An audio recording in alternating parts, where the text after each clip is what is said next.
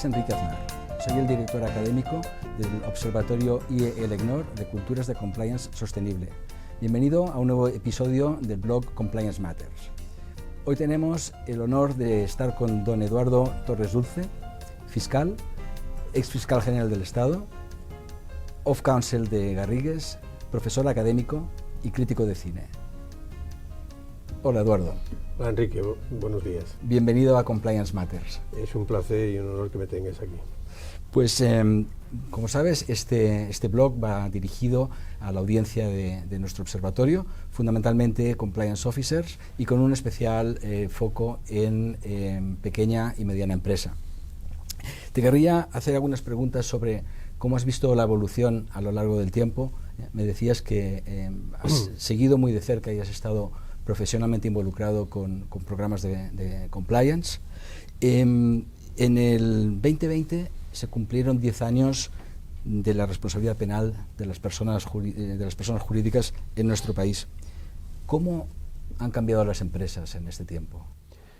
Bueno, lo que hay que decir es que hay prácticamente casi 5 años en los que el desarrollo legislativo jurisprudencial de la introducción en el Código Penal de los planes de prevención y cumplimiento entre el año 10 y el año 15, que se produce una expansión de la norma a ese respecto, prácticamente yo creo que son años casi perdidos. Yo creo recordar que había solo una causa en los juzgados que yo recuerde en esos 5 años. Es precisamente la implementación de la normativa del año 2015 con la aparición de las circunstancias eximentes o atenuantes o, según la jurisprudencia del Tribunal Supremo, un elemento negativo del delito que tiene que probar la acusación respecto a los planes de cumplimiento, cuando esto ha adquirido una difusión pública y yo creo que un impacto en las empresas realmente ya mucho más notable.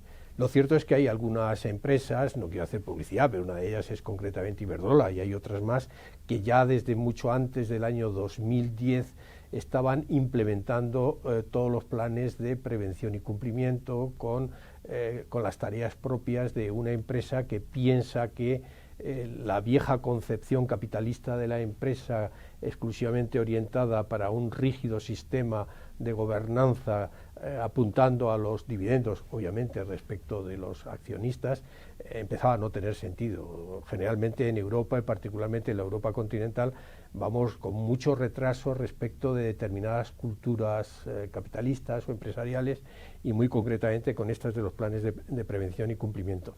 La normativa anglosajona en Estados Unidos y en Inglaterra va muy por delante de los esfuerzos europeos, de las directivas, de las indicaciones y, por supuesto, de la gobernanza de las empresas. Con eso quiero decir que había empresas que habían anticipado, porque tienen una concepción mucho más internacional de lo que son los planes de prevención y cumplimiento, y otras que ante la amenaza de la llegada del Código Penal claramente sancionador ante los posibles delitos encuadrados como responsabilidad penal de las personas jurídicas, empezaron a tomar conciencia de ello.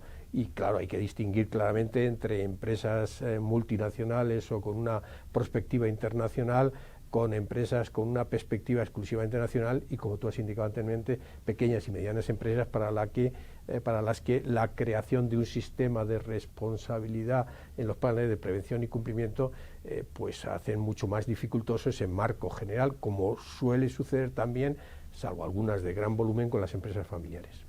Entonces, parece que desde el 2015 por lo menos tenemos más programas de prevención.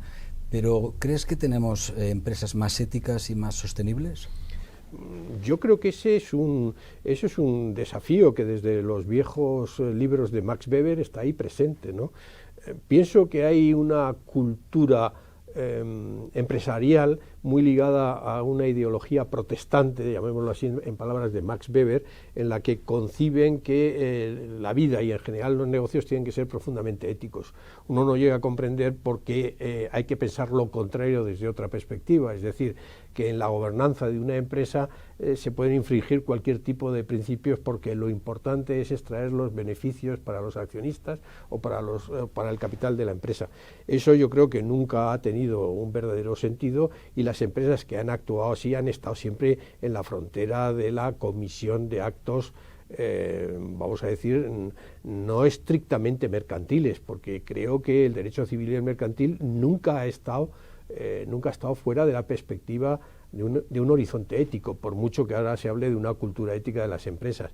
Pienso en la definición del Código Civil del honrado padre de familia, pienso en que las normas de todos los derechos mercantiles que ha habido en el mundo contemplan un empresario, un mercader, alguien que trafica con bienes y servicios que obedece a una serie de reglas y no simplemente a unas reglas de carácter estrictamente jurídico. Siempre ha habido la consideración de que si actúas éticamente tienes una proyección social y una proyección empresarial mucho más positiva, un acervo mucho más positiva unido a la cuenta de resultados. Eduardo, hablemos de cultura corporativa. La circular 1/2016 de la Fiscalía hace hincapié en la importancia de la cultura de cumplimiento para considerar que un programa de prevención es efectivo. Sin embargo, repasando la jurisprudencia de los últimos 10 años, parece que no hay mucha información o muchos posicionamientos sobre la cultura de la organización. ¿A qué crees que se debe? Bueno, conviene decir, querido Enrique, que el propio presidente de la Sala Segunda del Tribunal Supremo, mi querido amigo y compañero Manuel Marchena, insiste cada vez que le llaman a un foro o tiene ocasión de escribir, básicamente en que la jurisprudencia siempre es un work in progress, y particularmente esta, de la responsabilidad penal de las personas jurídicas y de los planes de prevención y cumplimiento. ¿Por qué? Bueno, porque la normativa es muy reciente y por lo tanto no tenemos conexiones anteriores para poder establecer una línea jurisprudencial básica. Segundo, porque la normativa en muchos casos es muy deficiente, sobre todo desde el punto de vista procesal penal, y la jurisprudencia ha tenido que ir explorando los agujeros negros, los vacíos que la práctica de la vida empresarial, la práctica de las empresas, en definitiva la práctica de la vida, lleva a la interpretación de esas normas. Por eso fue muy importante la circular como general de la Fiscalía General del Estado, porque fijaba de alguna forma un marco interpretativo para la Fiscalía, pero generalmente un espejo frente a los que tendrían que actuar. Y obviamente nuestro sistema procesal hace que, pese a la reforma de la casación del año 2015, lleguen con cuentagotas, por razón de la competencia de los delitos, es decir, de las penas señaladas a los delitos, lleguen con cuentagotas asuntos hasta el Tribunal Supremo, que es el que tiene que fijar en la Sala Segunda la jurisprudencia del Tribunal Supremo, con lo cual estamos teniendo, ya antes del año 2015 había algunas sentencias de audiencias provinciales, alguna vaga, muy vaga, de los juzgados de lo penal. Entonces esto hace que la jurisprudencia, como dice Manuel Marchena, esté funcionando como work in progress, y la advertencia que hace siempre Manuel Marchena es que al ser un work in progress, conceptos que están ahí, que han sido muy discutidos en la sala, porque no hay que olvidar que la primera sentencia de mi añorado compañero José Manuel Maza, de 29 de febrero del año 2016, dividió a la sala en dos, y la siguiente, de comienzos de marzo, creo que es del 6 de marzo, si no recuerdo mal, ponencia de Manuel Marchena, siguió ratificando la división en dos de la sala, es decir, que la sala se dividió entre los que creían que estábamos ante un sistema de autonomía de las empresas y otro sistema que venía de alguna forma impuesto desde fuera, ¿no? Conviene además no olvidar que estamos ante una anomalía, nos guste o no, ¿no? Y la anomalía es que el derecho penal está previsto para una culpabilidad personal, no para una culpabilidad de las personas jurídicas, y que ha habido que ahormar un sistema y un hábitat normativo y de práctica judicial en el que la persona física está relacionada con una acción culpable con respecto a una persona jurídica, que es una ficción ya en el derecho civil y mercantil, y aún lo es más, con grandes anomalías con respecto al derecho penal. También me gustaría destacar que somos una anomalía en Europa en cuanto a la configuración de la responsabilidad penal de las personas jurídicas. Es decir, que somos muy pocos los países en Europa que hemos aceptado la responsabilidad penal de las personas jurídicas, y que no es cierto, como dice la exposición de motivos que reformó el Código Penal en este aspecto del 2015, que nos impusiera Europa porque estábamos en déficit de aplicación, un sistema de garantía de responsabilidad penal de las personas jurídicas. No es verdad, lo que dice la directiva y el resto de las indicaciones europeas es que hay que observar el conjunto del ordenamiento jurídico, y solo si el ordenamiento jurídico se muestra muy deficitario en los aspectos civiles, mercantiles o laborales respecto de la responsabilidad penal de las personas jurídicas, conviene implementar el marco penal, que no olvidemos es siempre la última ratio del ordenamiento jurídico y básicamente y fundamentalmente como un principio muy restrictivo. En España, sin examinar si el sistema civil y mercantil era suficiente para responder de las deficiencias en la gobernanza y en la prevención de hechos delictivos o no delictivos dentro de las empresas, hemos organizado un sistema penal que, por ejemplo, en Alemania, que es patria de las discusiones académicas jurídico-penales, está muy en cuestión y es un debate muy enraecido. Incluso en Italia, ¿no?, donde la norma es prácticamente la misma, pero es responsabilidad administrativa. Nosotros copiamos, ¿no?, en el 2015, querido Enrique, la norma italiana, que es una norma civil mercantil, competencial, 2001, sí, etcétera, y hemos trasvasado esa norma aquí. Claro, eso nos da un sistema penal, vamos a decir, muy pintoresco, muy peculiar, porque es un sistema penal en el que las penas no existen para las personas jurídicas. ¿Cómo vas a meter en prisión a una persona jurídica? ¿Cómo vas a privarle de ciertos derechos de voto, etcétera? Te tienes que ir a un marco en el que las penas pues son estrictamente no penales. La multa está en todos los sistemas del ordenamiento jurídico, ¿no? Y además con la gravedad, por ejemplo, de algunas penas que suponen la clausura de una empresa, que ya ha advertido el Tribunal Supremo que conviene ser muy moderado porque creas un problema económico en el tejido empresarial o en el tejido industrial de un país ciertamente importante, aparte de los derechos de los trabajadores. Simplemente compensar que en ese banquillo se sienta una empresa, la empresa X, y cuando miras ahí la empresa no ves el logo de la empresa, no ves la sede social de la empresa, ves a don José Pérez que está sentado ahí y que el pobre representa la entidad de la empresa. Esto pone de manifiesto la enorme artificiosidad del sistema que está ahí. Bueno, que hay que aceptarlo porque está ahí, pero hay que ser consciente que eso va a provocar y está provocando decalage importante en la aplicación del derecho penal a un sistema que no está previsto para ello. Has mencionado el tejido empresarial.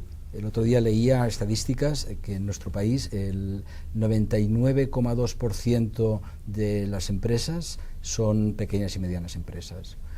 ¿Crees que la PYME se toma con suficiente seriedad esto del cumplimiento de la sostenibilidad? Yo creo que en este momento cualquier empresa medianamente seria, y doy por supuesto que un proyecto empresarial es siempre como mínimo medianamente serio, tiene una serie de objetivos ya que ya son indispensables, que ya no puedes decir no me tomo en serio esto, ¿no? Es decir, los principios como la igualdad, la lucha anticorrupción, la no discriminación o la sostenibilidad, bueno, están ahí, o el dividendo social del que se habla están ahí, evidentemente con mucha más proyección en una empresa grande, una empresa con perspectivas multinacionales, ¿no? Pero una empresa vive de la reputación y en este momento esos valores son de ida y vuelta. La gente no quiere ver una empresa que no sea sostenible o que sea muy discriminatoria o que no cumpla con unos ciertos estándares de corrupción. Eso lo diga o no lo diga el ordenamiento jurídico, la sociedad tiene una especie de input que examina esos comportamientos porque han sido trasvasados a la sociedad que mira a las empresas con ese punto de vista. Entonces es una tarea de cada empresa fijar hasta qué punto se van a jugar no ya los beneficios, sino las subvenciones que pueda haber, sino la percepción social de que esa es una empresa sostenible o que promueve mucho la igualdad o que lucha contra la discriminación o que es solidaria en determinados aspectos o proyectos sociales, ¿no? El gran defecto con el que se ve fundamentalmente el compliance y que encuentras ciertas resistencias aún con respecto a las empresas, provienen de dos vectores. Primero, porque las empresas piensan que eso no es necesario, porque ya tienen ellos instrumentos suficientes para hacer lo que estamos diciendo, prevenir ciertas conductas. Esto puede ser verdad o no verdad, porque no es necesario que una empresa funcione bien estrictamente, pero es que lo exige la ley ya para empezar, y por lo tanto tú tienes ahí un criterio que debes de considerar. Pero en segundo lugar, es que no debes de pensar en el horizonte penal. Creo que el gran error de los programas de prevención y cumplimiento es entender que tienes solo una perspectiva penal. No, tú debes de entender que tu empresa tiene una funcionalidad empresarial en la que los planes de cumplimiento y prevención son para todo, para la vida y la gobernanza y las personas y las instituciones internas de la empresa, y que dentro de ese campo muy general está los planes de prevención de los delitos con respecto a esa empresa. Si no obedeces a ese criterio, pasas al segundo campo, que es extraordinariamente peligroso. Pensar que tú con los planes de cumplimiento lo que tienes es una vacuna, y que una vez que tienes tu plan de cumplimiento, a veces simplemente muy formal, por decirlo de alguna forma, sabes que cuando te vayan a llamar al juzgado vas a presentar, oiga, yo tengo un plan de cumplimiento, ya estoy libre. Y eso no es así, como lo dice la propia ley, como lo dice la propia jurisprudencia y como lo dice la propia vida correspondientemente, ¿no?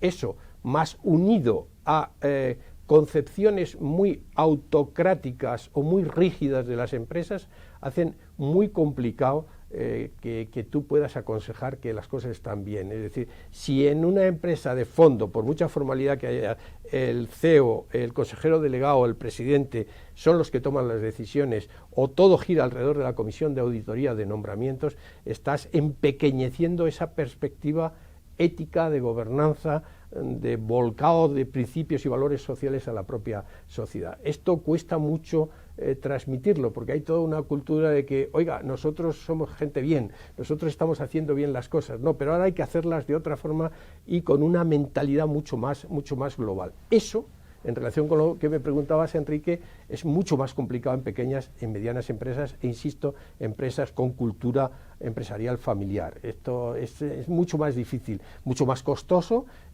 Los parámetros que tenemos, los criterios para establecerlos en grandes empresas no pueden funcionar de igual forma, y el propio Código Penal prevé un tratamiento menos exigente para los planes de cumplimiento con respecto de las pequeñas y medianas empresas. Y teniendo en cuenta esa disparidad de recursos, la diferencia de recursos entre la gran empresa y la pequeña y mediana empresa, ¿qué puede hacer la pequeña y mediana empresa para ser consciente de los riesgos o del valor que puede aportarle tener un plan de cumplimiento, un plan de medio ambiente social y gobernanza, el conocido ESG, que cada vez está más en boga, sí, y que ahora vemos que forma parte de procesos de due diligence en discusiones sobre adquisiciones? ¿Qué puede hacer la pequeña y mediana empresa? Pues yo creo que en ese aspecto, Enrique, no se puede distinguir entre pequeña y gran empresa. Todas tienen un marco al que el marco, lo que pasa es que puede ser más pequeño, mayor, de perspectivas, etcétera, pero los ejes vertebrales de lo que estamos hablando de esta cultura ética de la gobernanza de una empresa con los planes de cumplimiento son perfectamente discernibles y perfectamente exigibles a cualquier tipo de empresa. Lo que pasa es que lo será en un marco con unas exigencias, con unas características, unas peculiaridades que no lo hagan imposible. Es como si yo soy de la talla 54 y pretendo colocar esta talla 54 en mi nieto que tiene una talla 40. Pues le va a quedar el traje que no le va a servir para nada. O al revés, quiero ser muy joven y me voy a colocar mi talla 45 cuando tengo una 52. Si me permite, es un ejemplo muy burdo, pero esto es así. Lo importante es la idea, el principio, es decir, hemos cambiado las perspectivas, nos lo exige la ley, pero aunque no nos lo exigiera la ley, nos lo está exigiendo la sociedad, y por lo tanto tenemos que actuar en consecuencia, viendo de qué forma las estrategias empresariales, los comportamientos empresariales, la vida de la empresa es encajable con respecto a esos desafíos que tenemos empresarial y socialmente. A mí me gusta ver al Compliance Officer como el catalizador del desarrollo de esta cultura ética dentro de la empresa. ¿Cómo ves tú al Compliance Officer? ¿Qué papel juega y cómo puede el Compliance Officer ganarse un sitio en la mesa? Si una empresa no comprende, insisto, que los planes de prevención y cumplimiento son una exigencia ética y una exigencia de gobernanza de la empresa, no vamos a ninguna parte. Es decir, si eso no lo asimilas de verdad y no crees que es algo que me han impuesto, algo que vende bien y que por lo tanto para la imagen reputacional de la empresa está bien, pero no lo implemento en una realidad que funcione bien internamente en la empresa, no tienes nada en absoluto. Es que te estás tomando una aspirina para prevenir un cáncer genético. Entonces eso es un error monumental. Ya lo he insistido e insisto siempre que hablo de estos temas, ¿no? En segundo lugar, dentro de esa estructura, el Compliance Officer es una pieza maestra, es una pieza esencial, absolutamente esencial. ¿Dónde lo colocas en la estructura de la empresa? Dependiendo de cada estructura de la empresa, de grandes empresas, pequeñas, medianas empresas multinacionales, empresas nacionales o empresas estrictamente familiares, ¿no? Pero esa pieza es la pieza del mecanismo, sea individual o colectiva, sea interna de la empresa o lo externalices, esa oficina de cumplimiento, esencial, porque es el que te va a tomar continuamente la temperatura de esos planes de cumplimientos y de esa cultura ética de la empresa. Con lo cual tienes que darle una estructura muy profesional, muy especializada y con enorme autonomía e independencia. Eso ya lo ha dicho la circular 1/2016 y de alguna forma, aunque sea más tangencialmente, lo está diciendo la jurisprudencia del Tribunal Supremo. Entender que ninguneas, permíteme la expresión, al Compliance Officer porque es el pepito grillo de la empresa, como los canales de denuncia, etcétera, y que bueno, ahí es una cosa molesta y que te... No, primero no tiene por qué ser, decirlo de alguna forma, una isla en el mar empresarial. No, evidentemente tiene que tener una serie de conexiones, pero tú no puedes sujetar al Compliance Officer directamente a quien toma las decisiones. Primero, porque eso no es así, no debe ser así, pero en segundo lugar, porque si tú tienes un problema delictivo en la empresa, te vas a llevar por delante al Compliance Officer. Te quería preguntar por la responsabilidad penal del Compliance Officer. Hay discusión sobre si es garante, sí, no es garante, etcétera. Entonces, el Compliance Officer no es solo responsable de implantar o de crear este Compliance Program, ¿no? Programa de cumplimiento, siguiendo las directrices del Consejo de Administración, sino que puede ser incluso responsable penal. ¿Qué piensas? Sí, bueno, hay toda una discusión. Yo creo que es una discusión, Enrique, como tantas otras, muy académica. Es decir, que está muy bien que partiendo de la idea magistral de Klaus Roxin, el gran penalista alemán, que no inventó el Mediterráneo, sino que reflexionó que en los delitos de imprudencia cometidos por negligencia no se podía imputar a todo el mundo, porque todos somos imprudentes. Viviendo en una sociedad es difícil que tú no cometas a lo largo del día pequeñas, medianas y espero que no grandes imprudencias, desde conducir un coche hasta manejar la sartén, ahora que están tan de moda los programas culinarios y la cocina en la casa, ¿no? Todo. Vivimos en una sociedad peligrosa, siempre hemos sido peligrosa y por lo tanto extremar la debida diligencia es correcto. Y Roxin lo único que dice es, hombre, ante esa perspectiva de casi establecer una responsabilidad objetiva ante la imprudencia de los seres humanos, lo que hay que ir es exigirla, como todo en el Código Penal, proporcionalmente, restringidamente, a un garante, es decir, aquel que garantiza el tipo de salvamento en la playa con respecto a los bañistas. Tiene una posición absolutamente. El padre con respecto al hijo que lleva a una actividad peligrosa. Esa posición de garante está ahí. Entonces la discusión académica es, hombre, el Compliance Officer no está en una posición de garante, forma parte de un entramado precisamente para que funcione. A mí eso no me acaba de convencer, me parece que es muy académico. Primero, porque si se produce por un fallo del Compliance Officer que no ha vigilado debidamente la estructuración de los planes de cumplimiento, que no ha implementado la renovación, porque esta es otra, los planes de cumplimiento hay que estar dándole vueltas continuamente atendiendo a las circunstancias de vida empresarial y de la práctica empresarial correspondiente. Pues es que ya no es que no, o sea, es que entra en copartícipe necesario, coautor de los posibles delitos, ¿no? Pero en segundo lugar, el hecho de que concebir al Compliance Officer como el elegante caballero de la tribuna, en que mira la melé llena de barro por abajo y no interviene, esto me parece que es realmente exagerado. La otra parte de la cuestión es pensar que todo lo que vaya a suceder por incumplimientos dentro de la empresa revierta en la única responsabilidad del Compliance Officer. Hay que establecer, por lo tanto, un análisis muy detallado de cuál es la posición del Compliance Officer con respecto al caso concreto en el que se ha producido una deficiencia de ese sistema, lo cual hace que en principio pudiéramos decir que no es garante directo de esos hechos y estaría fuera de la responsabilidad, pero no cabe deducir sin más que en muchos casos precisamente por falta de su vigilancia general, por falta de su vigilancia en el caso concreto, porque no haya hecho las advertencias correspondientes o las correcciones correspondientes, podría incurrir en una responsabilidad penal. No está exento de responsabilidad penal, y construirlo con una construcción teórica acerca de esa concepción iniciada por Roxin del garante en general está muy bien y es muy razonable con respecto a la posición del compliance officer, pero no es real con respecto a la vida práctica de la empresa. Habría mucho de qué hablar sobre este tema, que es muy interesante para nosotros compliance officers, porque a veces no sabemos a lo mejor dónde nos estamos metiendo desde este punto de vista. Es que el compliance officer está en una posición muy delicada dentro de la empresa, ¿no? Porque por una parte, quieras que no, es el pepito grillo de la empresa, ¿no? Es empresa, etcétera, ¿no? Entonces eso sitúa en una situación de incomodidad, ¿no?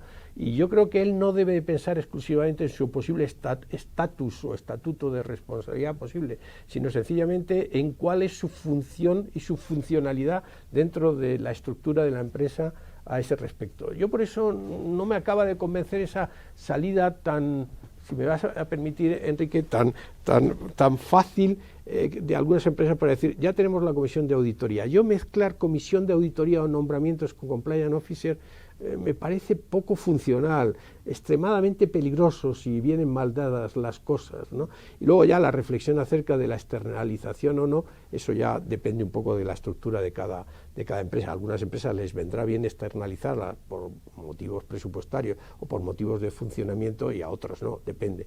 Pero entender de alguna forma que hay que conectar al compliance officer con el CEO, con la comisión ejecutiva o con el consejo de administración, y que de alguna forma reporta a ellos porque tiene que reportar a ellos, todo eso hay que matizarlo mucho, pero además en beneficio no solamente del compliance officer, en beneficio de los cargos directivos y de los órganos de la compañía, y colocándose siempre en el peor de los escenarios posibles, que es desgraciadamente que suceda algo dentro de la empresa.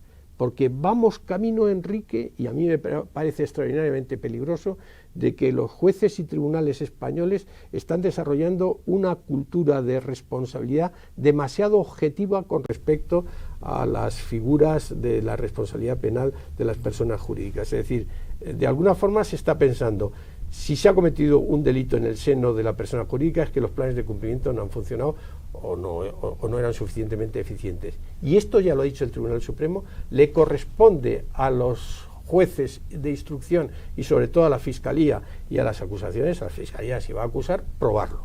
Es decir, que existe una presunción de inocencia, que por supuesto es para todos los procesos, pero al constituir la Sala Segunda del Tribunal Supremo en las sentencias de febrero, y sobre todo la de Manuel Marchena de comienzos de marzo del 2016, en los planes de cumplimiento, en un elemento negativo del tipo, es decir, que hay que probarlo, y por lo tanto, en buena praxis procesal, lo primero que tiene que hacer un fiscal, un juez instructor o unas acusaciones es: tráiganme el plan de prevención de los estos. Ver cómo funciona el plan, y solo si ese plan es eficiente puedes pasar a exigir responsabilidad a las personas jurídicas. Aquí te quería preguntar sobre el papel de los fiscales. Tú has sido fiscal general del Estado. ¿Cuál es el principal reto para el fiscal? ¿Y cómo concilia el mundo del derecho con el mundo de la empresa? Bueno, yo creo que el grado de especialización de las fiscalías es muy grande, y ha sido muy grande prácticamente en lo que va de siglo.